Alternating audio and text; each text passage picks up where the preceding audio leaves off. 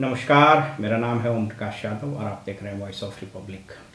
असदुद्दीन ओवैसी जो 18वीं लोकसभा के सदस्य के रूप में हैदराबाद लोकसभा क्षेत्र से निर्वाचित हुए हैं, उनकी सदस्यता जा सकती है। जी हाँ, संसद में शपथ ग्रहण के दौरान उन्होंने, जो आप अपने स्क्रीन पर देखिए, जो उन्होंने शपथ लेने के बाद, आप सब लोग को पता है कि संविधान के शेड्यूल 3 के तहत ओथ ऑफ एफर्मेशन होता है। तो उस ओथ को लेने के बाद उन्होंने बहुत सारे नारे लगाए, लेकिन उसमें से एक नारा उन्होंने फ़िलिस्तीन के बारे में लगाया। नहमदुहु व नुसल्ली अला रसूलिल करीम, अम्मा बाद, फ़ाऊज़ु बिल्लाहि मिनश शैतानिर रजीम, बिस्मिल्लाहिर रहमानिर रहीम। मैं असदुद्दीन ओवैसी, जिसे लोकसभा का रुकन मंतखब किया गया है, अल्लाह के नाम से हल्फ उठाता हूँ कि मैं भारत की आइन पर जो क़ानून के मुजब तय पाया है एतक़ाद रखूँगा, उसका वफ़ादार रहूँगा। मैं भारत के इक़्तिदार आला और सालिमियत को बरक़रार रखूँगा और जिस ओहदे को मैं संभालने वाला हूँ इसके फ़राइज़ और वफ़ादारी से अंजाम दूँगा। जय भीम, जय मीम, जय तेलंगाना, जय फ़लस्तीन, तकबीर, अल्लाहु अकबर।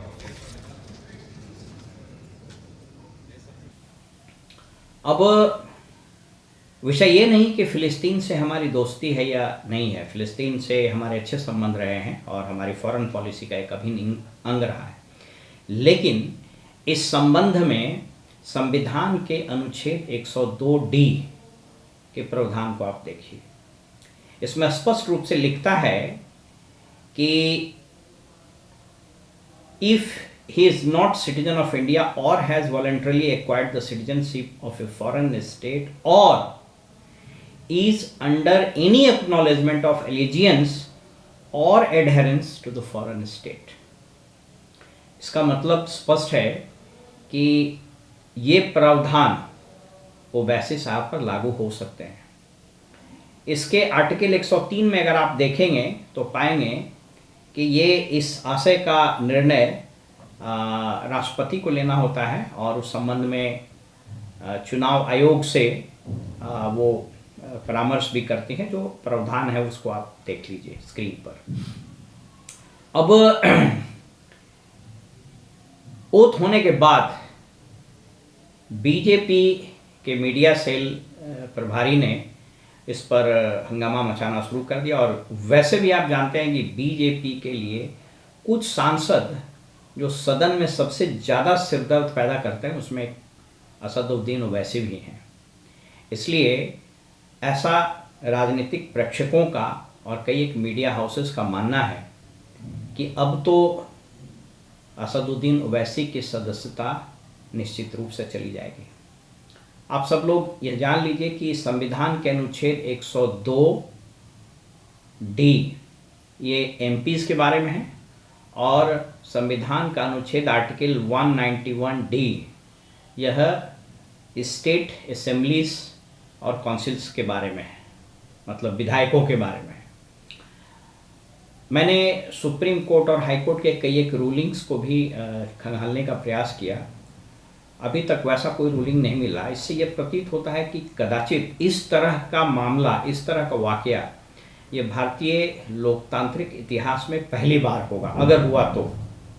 लेकिन राजनीति के जानकार यह मानते हैं कि बीजेपी को एक बहुत बड़ा हथियार मिल गया है और संविधान के इस प्रोविज़न का इस्तेमाल करते हुए उनको डिस्क्वालीफाई किया जा सकता है। इसके दो पक्ष हैं। पहला पक्ष तो यह है कि बिल्कुल संविधान में स्पष्ट प्रावधान है कि आप किसी फॉरेन कंट्रीज, फॉरेन स्टेट से एलिजियंस या एडहेरेंस नहीं रख सकते हैं। इसलिए अगर ऐसा कुछ है तो उनकी सदस्यता जाएगी, संविधान में स्पष्ट प्रावधान है। लेकिन यह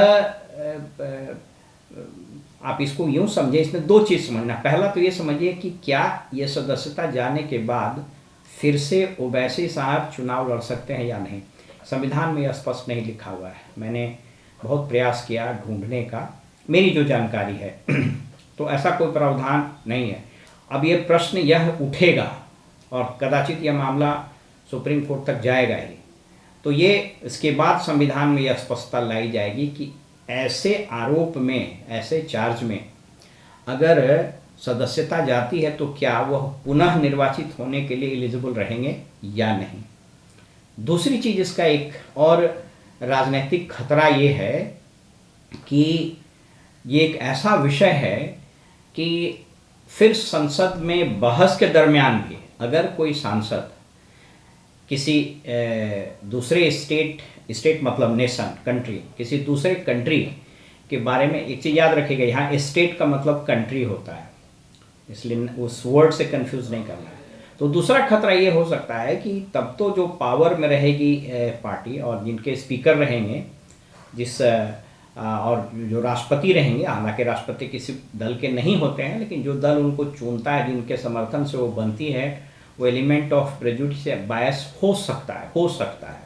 हालांकि इस देश में कई ऐसे उदाहरण हैं जिसमें हमारे देश के राष्ट्रपति ने उसको बिल्कुल नलीफाई किया है, तो मैं उस बहस में नहीं पढ़ रहा हूँ।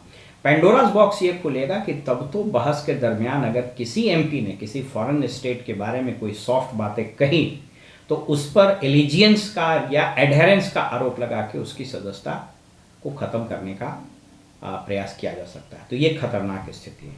आने वाले समय में यह एक संवैधानिक बहस छिड़ने वाला है, देश में एक व्यापी बहस छिड़ जाएगा, कानून के जानकारों के बीच में बहस छिड़ जाएगा और अंततोगत्वा सुप्रीम कोर्ट ही इस पर कोई फाइनल न्याय निर्णय या रूलिंग दे सकेगा। लेकिन राजनीतिक प्रेक्षक इस बात पर मोटे तौर पर सहमत हैं कि बीजेपी का जिस तरह का तेवर रहता है और ओवैसी जी के बारे में बीजेपी के जो स्टैंड है और उनका जो बिल्कुल ओपिनियन है, वो स्पष्ट है कि ओवैसी जी की सदस्यता जा सकती है। फिलहाल हमें इजाज़त दीजिए और आप देखते रहिए वॉइस ऑफ रिपब्लिक। नमस्कार।